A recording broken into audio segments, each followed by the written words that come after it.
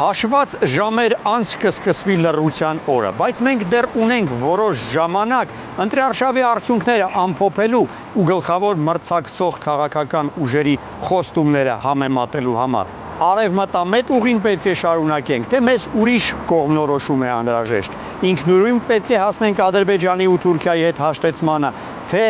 մեծ գերտերությունների երաշխիքներ են անհրաժեշտ։ Պետք է զարգացնենք ազատական տնտեսությունը, թե պետության կարգավորող դերը պետք է աճի։ Եթերում հեռանկար բանավեճն է ակտուալ թեմաների համապարփակ քննարկմամբ։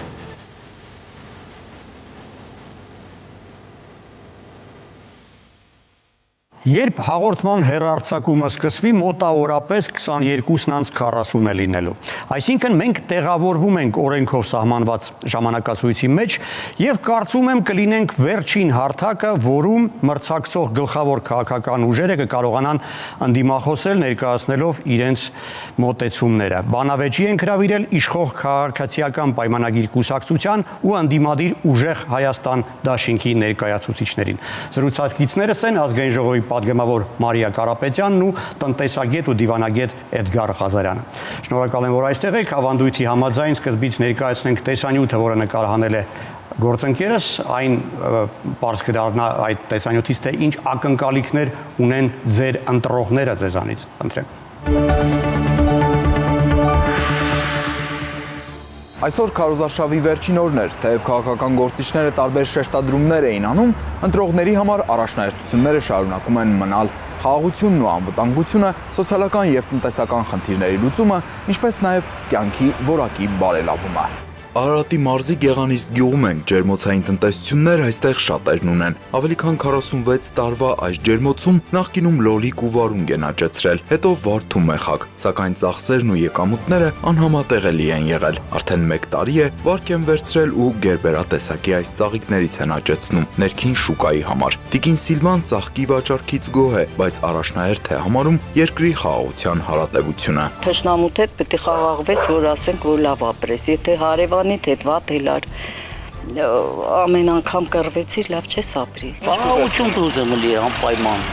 սաղս է ծառայողներ ունենք, ինտեղ են հենց իմի ծառայմող։ Խաղաղություն, հաշտ հարևաններ ունենալու, բայց ոչ միասին ապրելու կողմնակից է Գուրգեն Հակոբյանը։ Մեր հանրապետությունը պետք է ոչ ադրբեջանցի լինի, ոչ թուրք լինի։ Եկան մտան, վсё, իմացի Հայաստանը կործանվավ, անցանք առաջ։ Գեղանիստում մթերային խանութ ունեցող Նարայի խոսքով պետք է նախ ունենանք ներքին խաղաղություն, ազգովի միաբանվենք ու մեկ բռունցք դառնանք, որ առաջ շարժվենք։ Քանի տարբերվում ենք, մեկս մյուսին հարուստ, աղքատ, այս կուսակցություն, մյուս կուսակցություն, մենք երբեք պետություն չենք դառնա, ով էլ լինի ղեկավար։ Գեղանիսցիների համար կարևոր այլ հիմնախնդիրներ էլ կան։ Սա Գրիգորյանն ու կինը ջերմոցում նոր են ծաղկի սածիլներն աճեցրել, սակայն տարիներով չի լուծվում ոռոգման ջրի հարցը։ Փակել են եւ վերջ, թող չօգտվել։ Վերացնեն, լրիվ։ Գյուղապետն ինչ ասում։ Գյուղապետը դատի տվին այդ մարդը հաղթեց, որ փակել են։ Իրեք գյուղի ջուրը փակել են ու վերջ։ Քանի տարի է։ Արդեն 10 տարի է։ Սահակին անհանգստացնում է նաև մեկ այլ հարց՝ Հայաստանից Ռուսաստան ներմուծվող ապրանքների, այդ թվում ծաղիկների նկատմամբ կիրառվող սահմանափակումները։ Քանի Ռուսաստանը փակած չի ներ, վեսի լրիվ քանդելու ժամանակն է արդեն։ Եթե Ռուսաստան չի գնացում, նա պետք է։ Ծաղիկները ուրիշ շուկա գուցե գնա։ Պետքա։ Գեղանիստում ոռոգման ջրի խնդրից զատ նաև խմելու ջուր ունենալն է խնդրահարույց։ Սահակի կնոջ խոսքով հատկապես ամռան սեզոնին ջրի հոսքը շատ է թուլանում, իսկ որակի մասին խոսելն ավելորդ է համարում։ Չեմ խորտա, որ ձեզ մի գրամ գոնե ջուր լցնեմ, դուք խմեք։ Ոչ մեկ չի օգտագործում հիմա այս ջուրը խմելու համար։ Սխարնոցա, փորացավա։ Ջրի թույլ հոսքի պատճառով Գրիգորյանների ընտանիքի համար ցնցողով լոգանք ընդունելը գրեթե ճոխություն է դարձել։ Նրանք ստիպված են նախ ջուր հավաքել, այնուհետև տաքացնել ու հետո միայն լողանալ։ Տիկին Թամարան մեզ ցույց տվեց իրենց փողոցով հոսող ջրի առվակը։ Նրա խոսքով գյուղի ջրատարի խողովակների զգալի մասում նման արտահոսքեր կան, քանի որ դրանք հին են ու մաշված։ Նա կարծում է, որ այս իրավիճակը կարող է դառնալ հիվանդությունների ու վարակների տարածման աղբյուր, ինչպես նաև հանգեցնում է ջրի զգալի կորուստների եւ անխնա վատնման։ Այս ջուրը այսքան որ գնում է, արդեն 2 տարի է։ այս կորուստը այնքան շատ ամսե կան, որ մի ընտանիքում այդքան ջուր չեն օգտագործում։ Գեղանիցիները մեծ այդ զրույցում նշեցին, որ 21-րդ դարում ջրային հարուստ պաշարներ ունեցող Հայաստանում ստիպված են ջուր գնել։ Մենք եղանք նաև այդ ջրի վաճառքի կետում։ Գյուղի կենտրոնում գտնվող ցայտաղբյուրի հարևանությամբ տեղադրված են վաճառվող ջրի տարաները։ 1 լիտրի արժեքը 10 դրամ է։ Եղանք նաև Անտոնյանների 5 հոգանոց ընտանիքի կիսախարխուլ այս տնակում։ Պարտքերի պատճառով նրանք վաճառել են Երևանում ունեցած բնականը եւ տեղափոխվել Գեղանիստ։ Լուսինեն պատմում է, որ ընտանիքից աշխատում են միայն հայրն ու մայրը, չնչին աշխատավարձով, իսկ ինքը սովորում է Երևանի քոլեջներից մեկում։ Երազում է նոր բնակարանի մասին, հետո պետությանը հետևյալ առաջարկն է անում։ Մտածի զարգացման մասին գոնե գյուղերի, որովհետև ճանապարհները շատ վատ են, ոչ մեկ չկան, ոչ մի տեղ հասնի։ Գեղանիսցիները խաղաղ ու անվտանգ ապագայի հույսով են շարունակում ապրել ու արարել, ակնկալելով, որ իրենց բարձրաձայնած խնդիրները վերջապես կլսվեն եւ լուծումներ կստանան։ Տիգրան Վակիմյան, Լևոն Խաչատրյան, Հեռանկար Բանավեճ։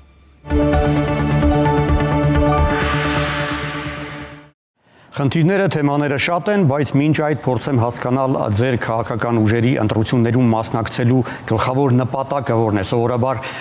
լինում են ծրագրեր մինիմում, ծրագրեր մաքսիմում, այդ ձեր քաղաքական ուժերի մաքսիմում եւ մինիմում ծրագրերը որոնք են։ Մաքսիմում ծրագիր այն է, որ պահպանվի խաղաղությունը, ինչ այլոց թրիփ նախագիծ շաբթի օր առավոտյան ստորագրվեց այդ երկու համաձայնագրերի ամբողջական Ես նկատի ունեմ ընտրություններում մասնակցելու նպատակը ձեր։ Հենց դա, որպեսզի հրավիրենք մեր ժողովրդին տեր կանգնելու, հավանության արժանացնելու այդ երկու պայմանագրերը, որոնց տեքստերը արդեն հրապարակված են, մեր քաղաքացիները կարող են տեսնել, թե այն բոլոր ռիսկերը, որոնք նախորդ փուլում մատնանշվում էին, չեն արտացոլված այդ տեքստերում, ընդհակառակը Հայաստանի ինքնիշխանությունը, տարածքային ամբողջականությունը, իրավազորությունը արտակարգ իրավիճակներում թրիփում ով ինչով պետք է զբաղվի, այս բոլոր մանրամասները այնտեղ ամրագրված են, մենք մեր ժողովրդից ակնկալում ենք աջակցություն դրան եւ խաղաղությունն ու Հայաստանի Հանրապետության գոյությունը այն պայմանն են, որի ներքո մենք արդեն կարող ենք զբաղվել մեր երկրի բարեկեցությամբ, ընդ որում ես ձեր ուշադրությունը հրավիրում եմ նրա վրա, որ ընդդիմադիր ուժերը ամբողջ նախորդ փուլում մեր ժողովրդին ամաչեցնում էին բարեկեցության մասին խոսելու տեսանկյունից, հակադրելով ազգայինը, տնտեսականին, կենցաղային եւ այսօր եկել ենք հասել ենք մի փուլի, որ նրանք նկատել են, որ այդ երկուսը իրարից անջատ չեն կարող լինել։ Հայաստանը պետք է լինի մի վայր, որտեղ Հայաստանի ժողովուրդը կարողանա բարեկեցիկ զարգացած կյանքով ապրել։ Ձեր քաղաքական ուժի մինիմում ու մաքսիմում ծրագրերը ինչ են ենթադրում։ Մեր ուժի ծրագրերը մինիմում մաքսիմում վերաբերում են Գեղանիստի բոլոր խնդիրների լուծման։ Ես այդ տեսանյութը նայելով մինիմումը երևի։ Ես այդ տեսանյութը նայելով հասկացա, որ Գեղանիստում բոլորը միաձայն քվեարկելու են ուժեղ Հայաստանի 3-րդ համարի քվեաթերթիկի օգտին, որովհետև Գեղանիստում կար ջերմոցային խնդիր։ Ջերմոցներում հիմնականում օգտագործում են գազ, եթե դրա գինը բարձրացավ, այդ մարդիկ այդ բիզնեսով չեն կարող զբաղվել։ Ջերմոցների արտադրանքը պետք է արտահանվի Ռուսաստան, այս իշխանությունը դա արդեն ցույց է տվել, որ չի կարող լուծել։ Գեղանիստում կա աշխատատեղերի պակաս, 300,000 աշխատատեղեր է նաև դրանա վերաբերում։ Գեղանիստում կար ընտանիք, որը չուներ բնակարան, մատչելի 20,000 բնակարաններից մեկը նրանց կարա լինի։ Գեղանիստում կար աղքատություն, իսկ ծայրահեղ աղքատությունը վերացնելու ամսական 150,000 դրամի ծրագրի շահառուներ հենց նրանք են լինել։ Ու ամենակարևորը Գեղանիստում ուզում են խաղաղություն, ընդ որում առանց ադրբեջանցիների 300,000 ադրբեջանցիների Հայաստան գալու։ Իսկ խաղաղություն կարա երաշխավորի միայն ուժեղ Հայաստանը, այն քաղաքական ուժը, որ 8 տարի Հայաստանում ղեկավարում է եւ այդ 8 տարվա ընթացքում բերել արդեն 3 պատերազմ, Էլ չեմ հաշվում անհաշվելի մարտական գործողություններ, որոնք բոլորն ավարտվել են մարդկային, տարածքային, նյութական կորուստներով, չի կարող երաշխավորի խաղաղություն, առավել եւս երբ որ ակնհայտորեն ստում են, երբ որ իրանք ոչ մի խաղաղության փաստաթուղթ, պայմանագիր չեն ստորագրել եւ չկա այդ խաղաղության ոչ մի երաշխիք։ Տեսեք, բազմաթիվ խնդիրներ շոշափվեցին տեսանյութում, բայց նկատելի է, որ Գեղանիստում կարևորում են շատ անվտանգության թեման, հա, այդ թեմայից էլ եկեք սկսենք։ Ինչպես եք պատկերացնում երաշխիքները, այդ մեխանիզմները, առաջնահերթությունները ընդհանրապես այս ոլորտում։ Խաղաղությունը արդեն իսկ հաստատված է Հայաստան-Ադրբեջան նախաստորագրված պայմանագրով եւ անհրաժեշտ է աջակցել այդ պայմանագրին։ Էդգար ասում է, որ ստորագրված չի եւ դա դեռ փաստ չի։ Ես կարծում եմ, պետք է պարոն Ղազարյանը նախ հիմնավորի, թե ինչու իրենց նախընտրական ծրագրում ոչ խաղաղության պայմանագրի մասին որևէ նախադասություն կա,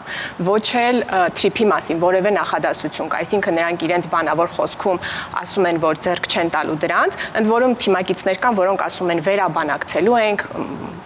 ուժի ղեկավարը ասում է, որ որոշ կետեր չեն կատարելու, բայց քանի որ գիտեմ, որ Հայաստանի ժողովուրդը աջակցում է այդ երկու փաստաթղթին, այնուամենայնիվ բանավոր խոսքում ասում են, որ նաև հետևելու են դրանցի կատարածմանը, ստեղ բացատրության կարիք կա։ Իսկ երաշխիքների մասով մեր պատկերացրածը հետևյալն է, որ Հայաստանը ինքնիշխան որոշումներ պետք է կայացնի, որ տնտեսական բաղադրիչով, որ երկրի հետ ստեղծի փոխկախվածություն եւ ինչպիսի համակարգ ունենա բոլոր երկրների հետ, որպիսի Հարավային Կովկասում հաստատված խաղաղությունը ձեռնտու լինի մեր անմիջական հարևանների եւ հեռու մոտիկ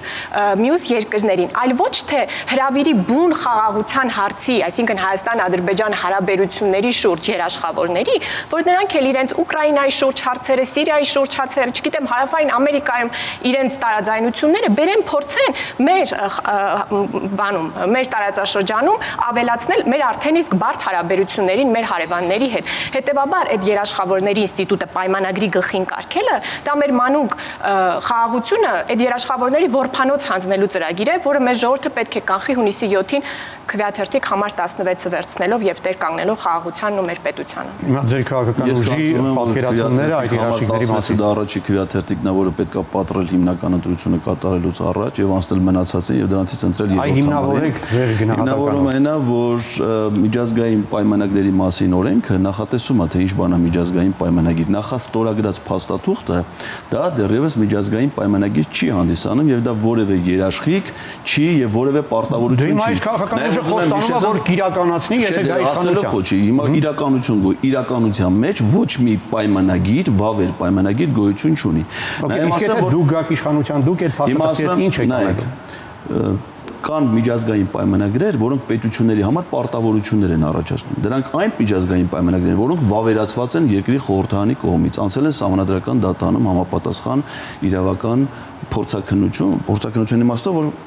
Սահմանադրության համապատասխանության եզրակացություն։ Նիկոլ Փաշինյանի ստորագրած ոչ մի փաստաթուղթ, Նիկոլ Փաշինյանի ստորագրած դեռ 20 թվականի նոյեմբերի 9-ի փաստաթղթից սկսած մինչև Թրիպի համաձայնագիր վավերացված չի։ Հիմա դուք կվավերացնեք, թե ոչ, եթե մեծամասնություն ձևավորեք։ Մեր մոտեցումը որն է, որ մենք առաջնորդվում ենք Հայաստանի շահերով։ Նիկոլ Փաշինյանի ստորագրած բոլոր փաստաթղթերը Ադրբեջանի շահերով ստորագրված, այսինքն օրինակ Թրիպը, չէ՞, Թրիպը այս պահի դրության մի փաստաթուղթ է, որը Ադրբեջանի հիմնական մասը կապում է Նախիջևանի հետ։ Այսինքն դա միջազգային առևտրի, միջազգային բացարձակապես, այսինքն ընդամենը Հայաստանի տարածքը օգտագործում են Ադրբեջանի երկու հատվածներն իրար կապելու հետ։ Մեր մոտ այն ձևով ոնց որ դա վերաբերում է միայն ադրբեջանական շահերին, դա մեզ համար ընդունելի չի։ Մեզ համար ընդունելի է, եթե դա ծառայի որպես տրանսպորտային հանգույց միջազգային բեռնափոխադրումների, այդ թվում նաև հայաստանյան բեռները այլ երկրների շուկաներ հասցնելու համար։ Այս պահին ստորագրած փաստաթուղթը դա չի։ Մեր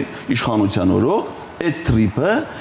իմաստավորվելու է այն տեսանկյունից, որ դա դառնալու է միջազգային տրանսպորտային։ Այսինքն վերանայվելու է բովանդակությունը փաստաթղթի։ Վերանայվելու է այնքանով, որքանով դա իսկ հակառակ կողմը հակված է վերանայել այդ կետերը։ Միջազգային բանակցությունները հենց դրա համար են, դրա համար չի Հայաստանը, որ ով ինչ շահեր ունի, բերի Հայաստանում իրականացնի։ Այս մարդկանց վերաբերմունքը ամեն ինչին չափազանց անլուրջ է։ Այդ թվում նաև խաղաղության համաձայնագրերը։ Այդ խաղաղության ասում եմ, ոչ միտեղ բացի իրան շապիկների վրից գրած չի։ Իրանք հիմա բոլորն ունեն շապիկներ, որոնց վրա գրած է խաղաղություն։ Ես դա կարդում եմ որպես խարդախություն ու խաբեություն, որովհետև միջազգային վավերացված պայմանագրերում նման բան գոյություն չունի։ Արձագանքելու հնարավորություն տանք Պայմանագրի վերնագրիրն է նախ խաղաղություն բառը իր մեջ ներառում են, որում սա մի քաղաքական ուժ է, նախաստորագրված է, Թրիպը արդեն ստորագրվեց, մենք այն նաև կվավերացնենք շատ շուտով։ Նույնն էլ խաղաղության պայմանագիրը կստորագրենք։ Հերթով, անպայման հնարավորություն կունենաք, Էդգար։ Մենակ իր աշխատասենյակում նստած միայն դու փաստաթուղթ կարող եք եւ մեկնաբանել, եւ գնահատել, ոչ մի խնդիր։ Դուք կունենաք դրա հնարավորությունը, խոստանում եմ։ Լուրջ ու անլուրջ լինելու մասին էր խոսում մեր գործընկերը, այսինքն պատկերացում չունի, որ այդ փաստաթուղթը ստորագրված է եկել Հայաստան եւ դա կատարվել է հեռավար, բայց դա իսկապես դա էական չի։ Շաբաթ առաջ են Երևանի Զվարթնոց օդանավակայանում, չեն հասցրել, մի քանի օրվա ընթացքում դա ստուգվեց եւ լեզվի իմացող չկա։ Այս է անլուրջ, ես կարծում եմ, մենք պետքա լուրջ վերաբերվենք մեր պետությանը, այստեղ ես մի քանի բանի վրա եմ ուզում ուշադրություն հրավիրել։ Կան Հայաստանում գոյություն ունեցող ենթակառուցվածքներ, ինչպես եւ մեր հարևան երկրների տարածքում եւ քանդված։ Օրինակ Հայաստանի հարավով անցնող երկաթուղին նախկինում գոյություն ունեցել, այն քանդվել է։ Եվ թրիփ նախագիծ ընդ որում Սերժ Սարգսյանի օրոք, որի ուժի ներկայացուցիչն է պարոն Ղազարյանը։ Ես ներկայացնում Սամվել Կարապետյանի առաջնորդած ուժեղ Հայաստան դաշինքը։ Մյուս դաշինք։ Իհարկե ուրախ եմ, որ դուք իմ կենսագրությունը ձեր մտքից դուրս չի գալի եւ 12 տարի առաջվա իրադարձությունները մինչեւ հիմա նույն ջրով հիշում եք։ Նարեկ Կարապետյանի նման իր կենսագրությունը չպետք է ուրանայինք, որ ասում է բովանդակությամբ կենսագրությունը ընդհանրապես ձեր ամբողջ թիմի թույլ կողմն է, խնդրում եմ դրանք։ Էդգար, հերթով եթե խոսենք, ավելի շատ բան կհասցնենք։ Շնորհակալ եմ, պարոն Երկանյան։ Հիմա թրիփ հնարավոր չի, որ Հայաստանի հարավով անցնող երկաթուղին Հայաստանը օգտագործի առանց անցնելով Նախիջևանի տարածքով։ Դա մեր աշխարհագրությունն է այդպես։ Եվ թրիփը հնարավորություն է ստեղծելու, որ Հայաստանի հարավը, Սյունիքը, Նախիջևանի տարածքում, որտեղ երկաթուղին չեն քանդել ադրբեջանցիները, վերանորոգման կարիք ունի, բայց այդտեղով անցնելով, ուրեմն Հայաստանի հարավը կկապվի Երևանի հետ, Երևանը Գյումրու, Գյումրին Կարսի հետ, եւ Հայաստանը կունենա տարանցիկ է դառնալու Հայաստանը այդ նախագծի Որտեղ եք կարդացել։ Կարդացել ենք այն խաղաղության հռչակագրի մեջ, որը օգոստոսի 8-ին է, որտեղ գրված է, որ Հայաստանն ու Ադրբեջանը ներպետական, այսինքն երկու պետությունների ներսում, Հայաստանը Հայաստանին կապող, Ադրբեջանը Ադրբեջանին կապող, միջպետական, այսինքն Հայաստանը եւ Ադրբեջանը միմյանց կապող, եւ միջազգային, այսինքն միմյանց տարածքը երրորդ երկրներին կապող փոխհամաձայնություն են ձեռք բերում ապաշրջափակման։ Այստեղ նաեւ կարեւոր է, որ մեր երկու Հայաստանը եւ Ադրբեջանը անդամ երկրներ են։ Գոյություն ուներ, բայց չէր օգտագործում։ 8 տարի ղեկավարում եք այս երկիրը։ 8 տարի Ղազախստանն ու Ռուսաստանը արդեն կարող են Հայաստան ցորեն օգտագործել։ Եվ մեր երկու հարևանները Թուրքիան եւ Ադրբեջանը արդեն իսկ գործող ենթակառուցվածքները զուտ են փաստի բերումով, որ թրիփը լինելու է։ Արդեն իսկ իրենց տարածք, իրենց գործող երկաթուղիները տրամադրում են Հայաստանին, որպեսզի Հայաստան եկող երկաթուղի լինի։ Երբ կառուցենք թրիփը, ապա ամբողջությամբ նաեւ կբացվի հարավային Կովկասը անցնող երկաթուղին։ Այստեղ մի կարևոր բան էլ կա, որ այդ երկաթուղին նաեւ մեծ հնարավորություն է տալիս Հայաստանը կապելու Իրանին երկաթուղային կապով Նախիջևանի տարածքով։ Ընդ որում պարոն Ղազարյանը Իրանի մասին խոսեց։ Սամվելը Կարապետյան ասում է, որ Իրանի հյուսիսում գազ չկա եւ հետեւաբար մենք չենք կարող ռուսական գազին այլընտրանք ունենալ։ Սա կարող ենք ընդունել լիգիտություն որպես վերլուծություն։ Խնդիրն անում է, որ Նարեկը Կարապետյան, երբ որ ուզում է հիմնավորի մեկից ավել երաշխավորին, ասում է ինչու է Իրանին հետաքրքիր Հայաստանը, որովհետեւ իր գազը մեր տարածքով արտահանելու է Եվրոպա։ Այսինքն սրանք այն տնտեսագետներն են, որոնք խոստանում են ուժեղ Հայաստան, բայց ընտանիքի ներսում համաձայնություն չունեն։ Իրանում վերջի-վերջո գազ կա, թե չկա։ Նիկոլ Փաշինյանը սեփական գազ ունենք, այդ սեփական գազը որտեղ է։ Սեփական գազը արևն է։ Փոխաբերական իմաստով ջուրը չի, հա, բայց գիտես ջուրն է։ Էդգար, բովանդակությամբ, այ ձեզ մեղադրանքները հնչեցին մեկնաբանեք։ Պարոն Երկանյան ջան, խաղաղության խաչմերուկ եզրույթը եւ ծրագիրը ով է դրել շրջանառության մեջ։ Ոչ ես եմ, ոչ դուք, Նիկոլ Փաշինյան։ Տարեթիվը հիշեցնեմ ձեզ 2022։ Հիմա որ թիվն է։ 2026։ 4 տարի մարդը խոսի խաղաղության խաչմերուկից, բուկլետները տպի, սաղ աշխարհին բաժանի, ու այդ խաղաղության խաչմերուկը չկա։ 4 տարին, դա 5 տարի մեկ լրիվ գումարման ժամկետ ազգային, մեկ լրիվ պաշտոնավոր։ Այսինքն այդ 5-ից 4-ը դու ասես խաղաղության խաչմերուկ ու դրանից հələ թոզը չկա դրա։ Շունչը չկա դրա։ Այս մարդկանց մենք ինչին ենք հավատում։ Հիմա օրինակ ասում է, չէ, երկաթուղին գալու է Նախիջևանի տարածքով, ասիկ որն է ստացել, որտես բան չկա գրած։ Ալիևը շատ հստակ ասում է, դա ընդամենը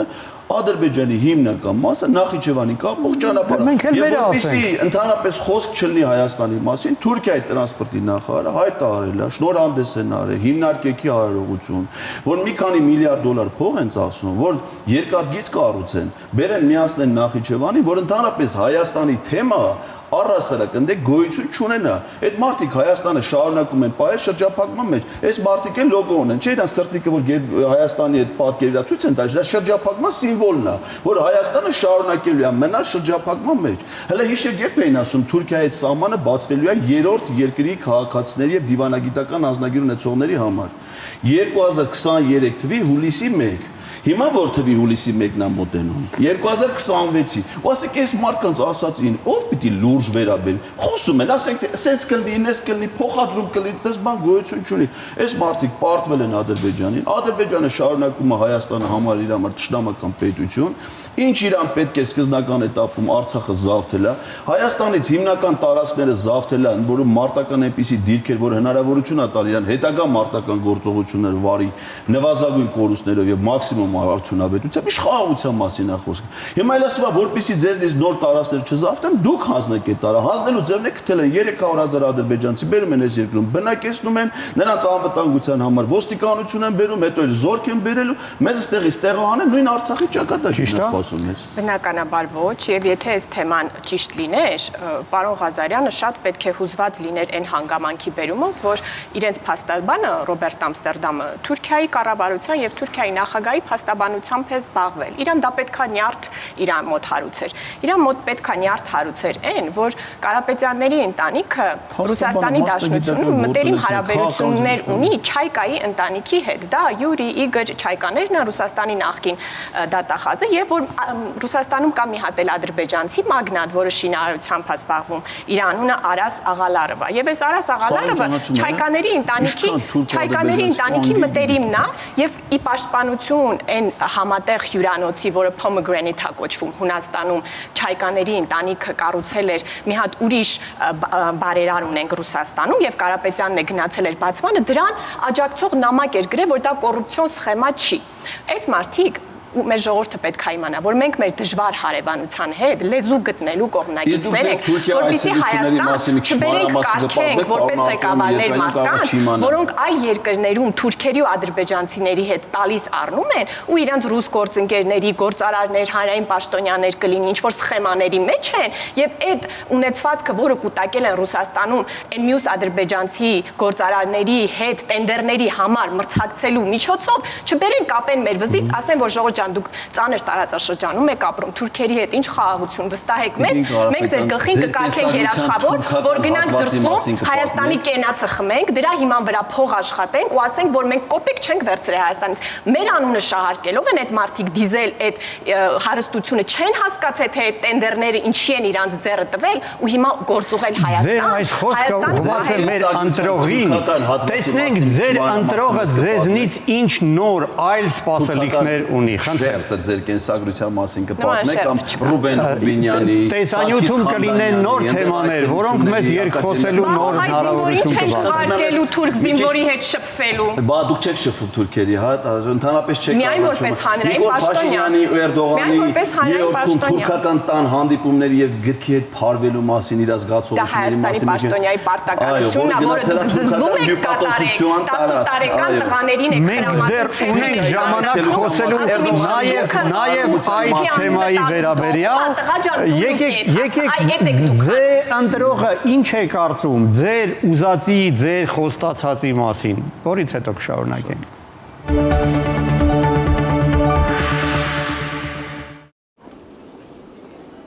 Ես անցած տարվանից Գյումրի քաղաքում փոփոխություններ չեմ տեսնի, կամ շատ քիչ։ Ոչ տուն, ոչ բան տները սեն քանդվել է ով գնացի տրով կապահովեմ ուրա ապահովել է ուրա Մեր ժողովուրդը ինքան խեղճաբրող էր տունել ստանգը վաճառը էլի տնագում գմնա ցանկություն կունենայի մեկը դեռ թոշակները բարձրացնեին էլի ուրիշ էլ հեչ մի բան Շատ բաների պետք է ուշադրություն դարձնի մարդկանց առաջնահերթ մեր համար թանկարժեքը մարդաց կյանքն է Ես իմ կյանքը չփոխեմ ոչ մեկն է չփոխի գնացին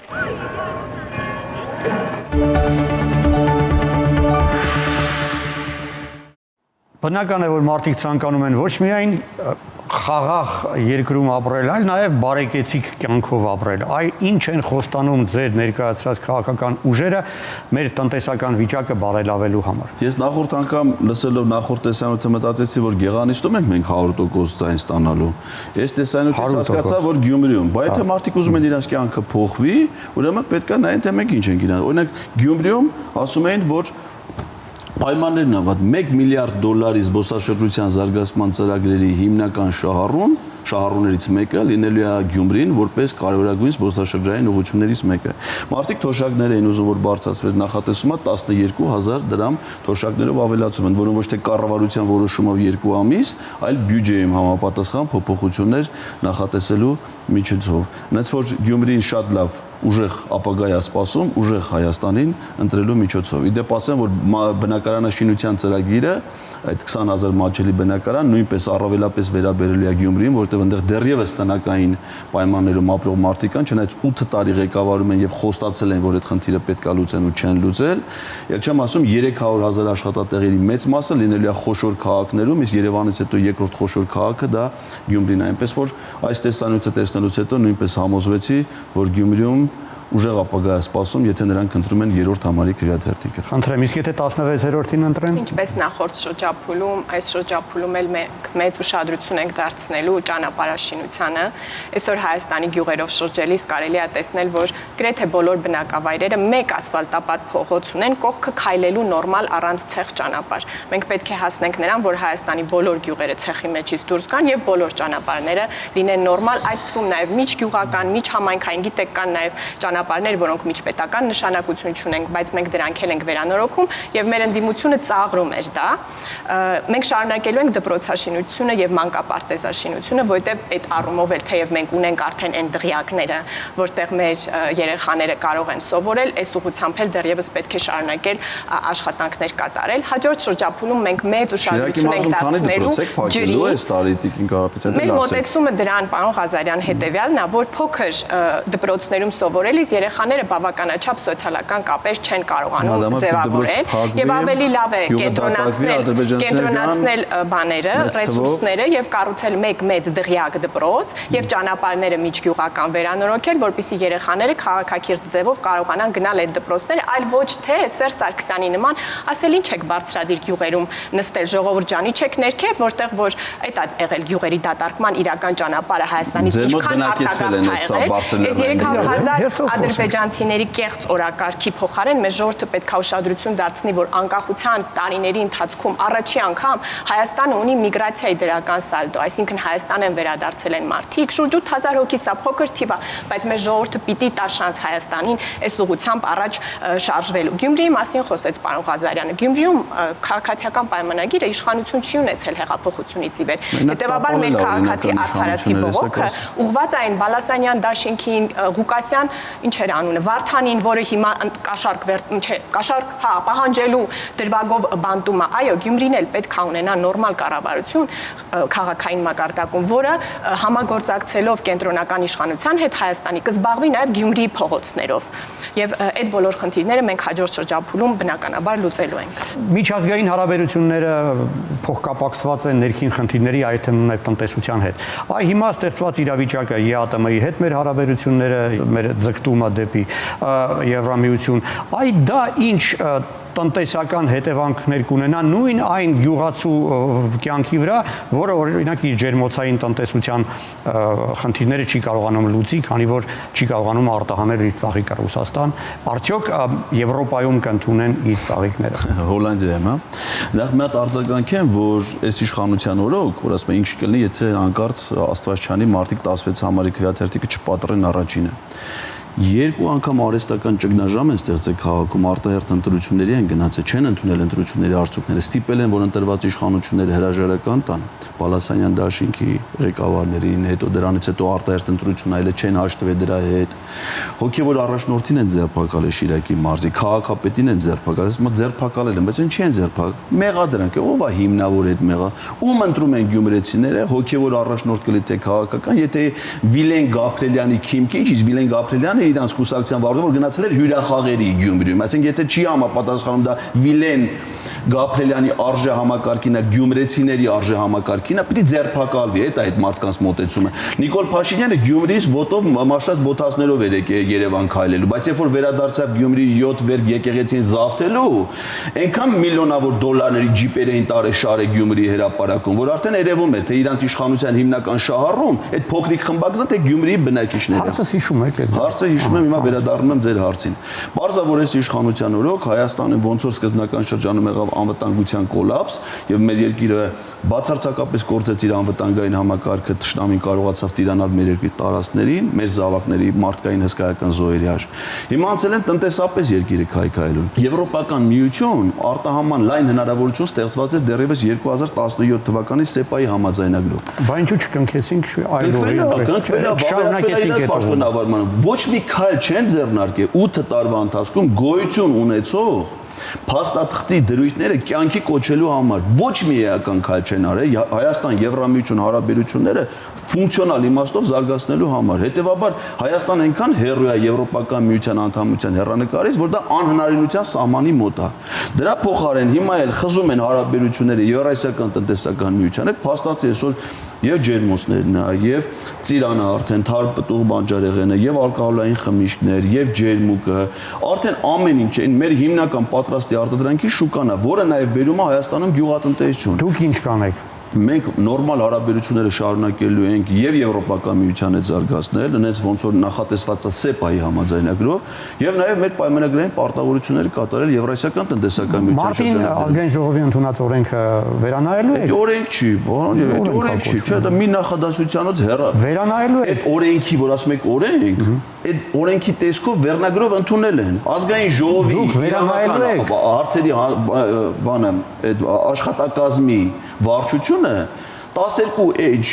եզրակացություն էր գրել, որ այդ օրենքի տեսքով ընդունել չի կարելի։ Այսինքն դուք վերանայեք այն։ Դա գոյություն չունեցող բան է, ինչ վերանայես։ Եղած չեղած մի հաշիվ է։ Մենք Եվրոպական միության հետ ՍԵՊԱ-ի համաձայնագիրը պիտի կատարենք, կյանքի կոչենք, ոչ թե մի նախադասությանոց դեկլարացիա, որտեղ Եվրոպական միության անունը սխալ են գրել։ Ձեր ռուս գործընկերները կոչ են անում անմիջապես հանրաքվե անցկացնել եւ կողմնորոշվել դեպի Եվրամիություն է Հայաստանը զարգանալու, թե մնալու է ԵԱՏՄ-ի կազմում։ Հետևելու եք այդ խորհրդին։ Մենք դեռ այդ կետին չենք հասել։ Նայեք իրավիճակը ինչպիսին է։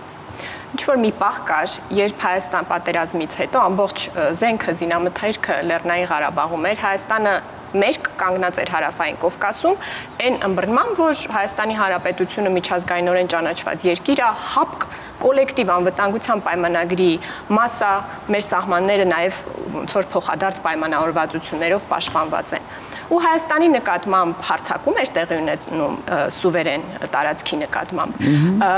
Այս մարդիկ նաև Լեռնային Ղարաբաղի քաղաքական իշխանությունը ասում են կռվեք, ու չէր կարողանում Հայաստանի կառավարող ուժը ասել այն ճշմարտությունը, որը ես հենց նոր ասեցի, որովհետև զինվորա կանգնած ջերմուկի պաշտպանության ժամանակ 200-ից ավել զոհ ենք մենք տվել, ոնց կարելի է այդ մարդու թիկունքին մի հատ էլ հետևից խփել։ Հա, գիտեք, Ռուսաստանին էլ զենքի համար գումարը վճարել ենք, զենքի մատակարարումը տեղի չէր ունենում։ Մենք որոշում ենք կայացրել, որ այլևս Հայաստանը այդ իրավիճակում չի հայտնվելու, որ ներսից ու դրսից իրան սենց խփեն, դնեն անելանելի իրավիճակի մեջ, որպեսզի այս պետությունն էլ ամբողջությամբ կործանվի, ինչպես կործանվեց Լեռնային Ղարաբաղը։ Հիմա մենք այդ պահից որոշում կայացրեցինք դիվերսիֆիկացնել ռազմական մատակարարումները Հայաստանի։ Ավելի բարդ ոլորտ է դա, քան տնտեսությունը։ Գիտեք, զենքի շուկան ինչքան դժվար է այդտեղ որևէ բան անել։ Ու այսօր Հայաստանը հասել է մի տեղի շքերթին տեսակ, որ մի քանի երկրից կարողանում է դե այսպես գիտեք, մեր ժողովուրդն այլ պետք է որոշում կայացնի, հաջորդ խորհրդարանում ուզում է այսպիսի բանավեճ լսի, թե այնուամենայնիվ բովանդակային բանավեճ լսի, իր քվեն տալիս։ Մենք այդ բազմազանեցրել ենք ռազմական այդ ոլորտը մեր, տեսակ շքերթին մի քանի երկրից մատակարարում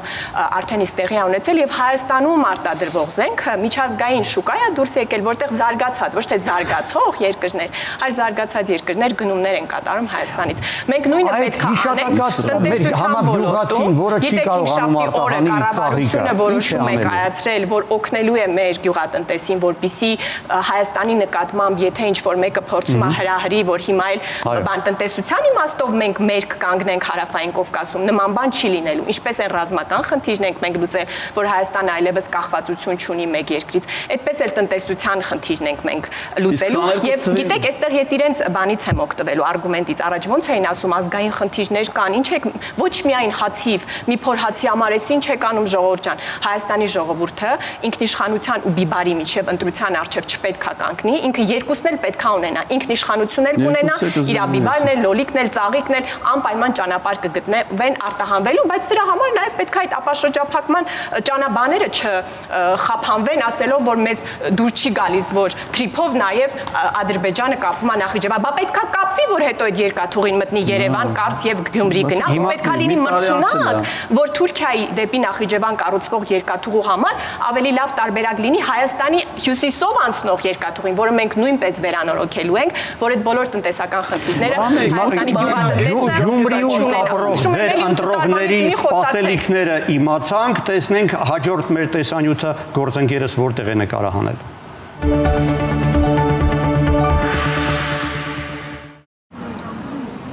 Աշխատատեղ անի, աշխատենք, ապրենք։ Ժողովուրդը լավ ապրեն։ Երիք օգնել ենք արդեն այս ապրելուց։ Չենք հասցնել։ Ես կանաչով ես ինչով բարկմուրս եմ։ Արդագնաց չլինի էլ աշխատանք, որտեղ անդադ դուրս գնալու հարցի լուծում չէ։ Այստեղ աշխատանք լինի, թեկուզ քիչ աշխատավարձով։ Ասենք գործարաններում այն ժամանակ աշխատում էինք մի թոշակով ու բանով պահում էինք տունը, բայց հիմա այդ գործարանները չկա։ Էժան, վարկեր տրվի, մյուսը, այս հարգ ու դուրքը շատ է։ Մի ցանկացած մարդ, ասենք, ուզում է ինչ-որ բիզնես անի կամ փոքր բիզնես, չէ՞, հարկերը այնքան շատ է, որ իրան չի բավարարում։ Աշխատող փող է տալի, լույսի փող է տալի, արենդի փող է տալի։ 40 ֆոր կանգնած է լարսում։ Ժողովուրդը չարչարվել է այս մարդը։ Վիզա դրե, գումարներ դրե, բանկերից վարկով, պարկով։ Այսօր մարդը չի կարող իր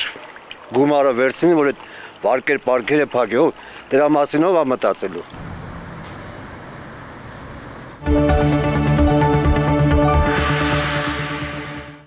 Այս գյուղում ապրող մեր հայրենակիցներին ասելու ինչ ունեք։ 100%։ Էլի հա։ Ուժեղ Հայաստանի ներթո փաստերով ինչ ասին, աշխատատեղ չկա, 300,000 աշխատատեղ ստեղծելու է ուժեղ Հայաստանը։ Ասում է աղքատությունը ծանր վիճակում ենք, չենք 8 տարի ղեկավարում են, ծայրահեղ աղքատության աստիճանը խորացել է, աղքատության աստիճանը երկրում խորա։ Իրանք հարստացել են։ Իրանց գույքի եկամուտների հայտարարները նայեք այդ փոքրիկ խմբակի, падգամավոր կլինի, մարզպետ կլինի, թե նախարար կլինի։ Սաղ տներ են առել, ավտոներ, հիմնականում Երևանում, հիմնականում նորակառուցում, որ էլ այդ եկամտահարկի վերադարձից էլ օգտվեն։ Իրանք հարկային արտոնից օգտվում են, բայց փոքր բիզնեսի համար հարկերը բարձրացրել են։ Մարդը ասում է, մենք ասում ենք փոքր բիզնեսի համար լինելու է 0% հարկ։ Դե ինչ ասեմ, այս մարդիկ պիտի մեզ ընտրեն, որ ուզենան նորմալ բարեկեցիկ կյանքով։ Ասա ֆուրերը կանգնել են Լարսում, վարկերը վերցրել են, բիզնես չեն կարող։ Լարսը բացվելու է, այդ արտահանումները նորմալ լինելու է, մարդիկ իրանց հանգիստ կյանքով խաղաղ պայմաններում ապրելու։ Այս մարդկանց պաշտոնավարման շրջանն է, պատերազմ, կորուստ, մարդկային, տարածքային, նյութական ժողովուրդը աղքատության մեջ իրանք այդ սոփուշով կյանքով շրջագայում են պրեմիաները արծիք ասեք դեկտեմբերին ինչքան պրեմիա է ստացել 3 միլիոն դրամ դու այդ 3 միլիոն դրամը բաժանի իրանց թոշակառների բարձրացրած թոշակի վրա 56000 դրամ դենանք մի падգամավորը մի ամսում քանի թոշակառույք փող է ստացել իմ բարեկեցությունը падգամավոր դառնալուց հետո բոլորովին չի բարելավել բայց այստեղ խնդիրը բոլորովին իմ բարեկեցության հարցը չի պարզապես քաղաքական գործիչներ մի հատ առանձնահատկություն ունեն, որ ուզում են նաև այլ մարդկանց բարեկեցության խնդիրները լուծեն։ Մի բան, որը հասկանում եք, Կարեն Կարապետյանը Սերժ Սարգսյանի աշխատակազմի ղեկավարն է եղել։ Իհարկե իրենք ասում են Տաշիրից բանա, падգամավոր է եղել, բայց մի ապօրինություն թույլ տվել, այսքան ժամանակ ուսումնասիրել եք։ Նկարներ կան ինչ-որ հանդիպում է, նստածը Սևանի հարցերով ինչ-որ խորհրդակցություն է անում, որպես Սերժ Սարգսյանի աշխատակազմի ղեկավար։ Հասկանում եք, տասնամյակներով իշխանություն եղած մարդ, ով շատ լավ գիտի, որ Հայաստանի շրջափակումը, հակամարտությունն ու ամբողջ բյուջեի մի մեծ մաս, ախր դա թալանել են, որ ասեմ ուղղել են Հայաստանը զինելու ուղղությամբ։ Բա 8 տարի ղեկավար եք, ասում եք թալանել, բա այդ թալանողների բռնել մեկին պատասխանատվության։ Ասում են դե հապկում մեր բանն է, այդտեղ աշխարհաքաղաքական կապեր կա, ապօրինի գույք ուտակած մարդը, երբ որ հապկում պաշտոնյա։ Աբրամյան հոդիտոնը որ վերցրել եք, ծերերի խնամքի կենտրոն եք սարքել։ Ռուսաստանը մեր վրա Տիկին Կարապետյան, հիմա ասում եք Ծառուկյանի տունը սարքել եք ծերերի խնամքի կենտրոն։ Աբրամյան հովիգիտունը հիմա ծերերի խնամքի կենտրոն, հա։ Բանը Ծաղկաձորի այն Փալասեն հյուրանոցը որ կա, հիմա ծերերի խնամքի կենտրոն, հա։ Հա, այն էլ նվիրաբերել էր, չէ՞ Ավետիսյանը։ Մնացածը չեք կարացել վերցնեք, ով էլ որ նվիրաբերել է, վերցրեք ձեզ։ Ես այստեղ արձագանքելու բան չեմ տեսնում։ Մի շատ կարևոր թեմա, որին դեռ չենք անդրադարձել։ Հայաստանի կառավարությունը պետք է մասնաբաժին ունի, բայց ես ասելիքներ ունեմ, որ ինքն իմ ժամանակը գողացավ պետք ասեմ։ Ծրագրի մեջ գրել եմ, որ իրանք աճ կենտրոնամետ ուժեն, աճ կենտրոնամետ։ Հələ սրանց սոցիալիստական հայացքներին նայեք, նոր Սամվել Կարապետյանը ասում է, մեծ բիզնեսը պետք է ունենա սոցիալական ուղղվածություն։ Այդ աճ կենտրոնամետությունն ու այդ սոցիալիստական ծրագրերը, որ իրար եք գումարում, դա Հայաստանի ժողովրդին շատ լավ հայտնի օլիգարխիան, որտեղ ու ասում են փոքր բիզնեսը հարկ չի վճարելու։ Ժողովուրդ ջան, այն բուջուրիկ հարկը, որը փոքր բիզնեսը վճարում է Հայաստանում ցույց հանելու եւ ձայնի իրավունք ունենալու համար։ Մենք բոլորս պետք է միասին բյուջե ձևավորենք, որպեսզի կարողանանք կառավարությանը նաեւ, այսինքն կապվենք որպես ժողովուրդ իրար հետ։ Իրանց առաջարկերն է, որ լսեք, ես ձեր գործերին չեմ խառնվի, բայց դուք էլ իմ գործերին մի խառնվեք, մի հաշվեք իմ փողերը։ Ամեն մեկս մեր փոքրիկ ֆեոդալական կալվածքում կապրենք, էտա աճ կենտրոնամետության ու այդ սոցիալիստ ձեզ էլ մի քիչ բան կտանք։ Ընտրակաշարք կտանք ընտրությունների ժամանակ, կամ ինչ-որ սոցիալական ծրագրեր կանենք, ինչ-որ աղքատ ընտանիքներ, չգիտեմ, աճ կենտրոնամետ ուժը խոստանում է աղքատ ընտանիքների գումար տա։ Ինչու՞, որ ընտրություններին կարողանա լավ ծնկի բերի այդ ժողովրդին ամեն անգամ մեր քաշ տալով։ Քիչ ժամանակ ամանում, բայց մի կարևոր թեմա կա, որի մասին ես կուզեի խոսենք։ Դեմոգրաֆիայի խնդիրը ինչպես եք լուծելու։ Բայ դուք եք մեզ ընտրելու պաստորի, եթե հարցը դες։ Ես ինքս կորոշեմ։ Այո, դուք պիտի որոշեք, բայց եթե հարցադրում ժամանակն է քիչ, մենք ունենք համերաշխ ընտանիքներ ձևավորելու ծրագիր, որը խրախուսում է, որ ընտանիքները ապրեն համերաշխ եւ ունենան շատ երեխաներ։ 4-րդ երեխան ընտանիքում ծնվելու դեպքում, բացի գոյություն ունեցող պետական ծրագրերից, որոնք կան եւ պահպանվելու են, ընտանիքը ստանալու է լրացուցիչ 2 միլիոն դրամի դրամական փոխհատուցում։ 5-րդ երեխայի ծնվելու դեպքում նաեւ անվճար բնակարան։ Սրա նպատակը ոչ միայն բյուջեում այդքան փող կա։ Դա բյուջեով չի, պարոն Կարապետյանը առաջարկել է, որ ստեղծվելու է ազգային վերածննդի հիմնադրամ, ազգային վերածննդի հիմնադրամը մի փոքր մասնաբաժին, քանի որ դա պետական հիմնադրամ ալնելու, տալու է պետական բյուջեի միջոցներից, հիմնական մասը տալու են Հայաստանում եւ արտերկրում հաջողության հասած գործարարները։ Այդ մարդիկ արդեն երաշխավորել են, որ տալու են այդ փողը։ Այո, պարոն Կարապետյանը միլիարդատեր է, որ ասում է, այդ պարոն Կարապետյանի հարստությունը, դա ասենք տարբերվում է, էլի Գուրգեն Արսենյանի կամ Խաչատուր Սուքիասյանի օլիգարխիայից է խոսում, իրանց ստեղծած հարստությունից։ Պարոն Կարապետյանը իր հարստությունը ստեղծել է արտերկրում եւ այն ծավալի ներդրումներ ա եղել Հայաստանում եւ բիզնեսում եւ սոցիալական ենթակառուցվածքներում եւ եկեղեցում իր բարև, որ դրա համար պարգևատրվել է հայ առաքելական եկեղեցու բարձրագույն պարգևով Սուրբ Գրիգոր Լուսավորիչ կանաշանով եւ պետական 2 բարձր պարգևներով Սուրբ Մեսրոպ Մաշտոց եւ Հայրենիքի մատուցած ծառայությունների համար խոսում դեմոգրաֆիայի մասին ենք այսօր առաջնորդում եւ դեմոգրաֆիայի ծրագրերը հենց դրան է, այսինքն այս նպատակը այս ծրագրերի ոչ միայն ընտանիքի ամրությունը հաստատելն է, այլ նաեւ դեմոգրաֆիական խնդիրները լուծելն է։ Նոր խոսում եմ միգրացիայից։ Հայաստանում հիմա Հնդկաստանի, Պակիստանի բանը կղացության կարգավիճակ ունեցող քաղաքացիների քանակը մոտարապես 2 անգամ գերազանցում է մինչև այդ Հայաստանի բոլոր ազգային փոքրամասնությունների քանակին։ Այս միգրացիոն քաղաքականությունը, որ իր մեջ շատ լուրջ խնդիրներ է պարունակում, որտեղ դրա դեմոգրաֆիական հետևանքները մենք հենց նոր պիտի տեսնենք ժամանակի ընթացքում։ Մենք այլ մոտեցել չեմ ասում 300,000 ադրբեջանցի են այս մարդիկ բերելու մեր երկիր։ Դուք պատկերացնում եք դրանից հետո ինչ դեմոգրաֆիա է ալնելու այստեղ։ Պես որ վստահ եղեք, որ ուժեղ Հայաստանում Հայաստանը լինելու է հայերի ամենասիրված երկիրը ամբողջ աշխարհի հայերի համար, որոնք շարունակելու են իրենց ներդրումը սիրելի հայրենիքը զարգացնելու համար։ Դեմոգրաֆիայի խնդիրը ինչպես է լուծելու։ Մարդիկ էին, որ ասում են Շուշիում հայերն ու ադրբեջանցիները համամասնությամբ կապրեին, ղեկավարեին, այդ ուղղությամբ են հարվածում։ Ու դա ասել է Ալեն Սիմոնյանը, որ պիտի հայեր ադրբեջանցիները Ղարաբաղը հանձնեցին, հիմա էլ նույն բանը ուզում են անեն Հայաստանի հետ, ասելով, որ Էտա ձեր պլանը։ Ղարաբաղը ում պաշտոնավորման շրջանում հանձնվել։ Տիկին Կարապետյան, ես եմ էլ Հայաստանի վարչապետը 2023 թվականին Հայաստանի վարչապետը ես եմ եղել։ Ասում է 10-15 օրով թուրքերը կգան, մենք ընդունելու ենք Սաֆարովի օրենքը։ Դա վարորդներն են, որ պիտի Հայաստանի տարածքով 10-15 օրով Հայաստանում ինչ են անելու։ Այս հարցը որևէ մեկին լսեք Կարապետյանի, որ պիտի բեռնափոխադրումն դուրս գա Հայաստանի տարածքից։ Կացինով լինեն, պարոն Ղազարյան, ձեր դեմքի մկանները չեն դողալու, որ մտածեք կացինով վարորդները Հայաստան։ Խելահեղություն սա, եւ այս խելահեղությունը գիտեք մարդիկ հոգեցնցման միջով են անցել, տեղահանվել են, տուն են կորցրել, զավակ են կորցրել, այդ մարդկանց տենց դողացնում ու լացացնում են, թե հեսա թուրքը գալու է մեզ տանը մորքի, որպեսզի կարողանան Հայաստանը ծնկի բերեն։ Այդ է իրանց պլանը։ Ում պաշտոնավարման շրջանում են զավակ կորցրել։ Կրկնում եմ, առաջի անգամ անկախությունից ի վեր վերջապես մարդիկ սկսել են վերադառնալ Հայաստան։ Այս ուղեգիծը պետք է շարունակել եւ դրա համար խաղաղությունը նախապայման է։ Իսկ այն մնացած ծրագրերը հիշում եք մենք աշխատող եւ նաեւ չաշխատող մայրերին օգնեցինք, որպեսզի իրենք պետության բյուջեից, անպայման բյուջեից, ոչ թե կազմաքանդել պետության ինստիտուտները օլիգարխների, չգիտեմ ինչ հիմնադրամ սարքելով, կամ ադրբեջանցի գործարարների հետ ձեռ-ձեռի տված գործար քանի, հետո մի քիչ էլ այստեղ գումար շպրտեն մարդկանց, որ կարողանան էլի ընտրակաշար բաժանեն ընտրությանը եւ Հայաստանը կառավարեն այնպես շպրտողի նկատմամբ եմ ես անհարգալից խոսում։ Դուք եք շպրտել եւ դա ակնհայտ է ձայնագրություններից։ Հարգանքով խոսեք Հայաստանի քաղաքական։ Գոհար Գումաշյանն է շպրտել, Ալիկ Ալեքսանյանն է շպրտել։ Այսինքն Գոհար Գումաշյանը եթե 105 տարեկան պատերազմի մասնակից կնոջը իր ծննդյան օրվա առիթով նվեր անում, հետո լավ գումար շպրտել, Տիգրան Ավինյանի գործունեությունից ինչ եք դեյա։ Կարիքի մեջ ապրի, ոչ։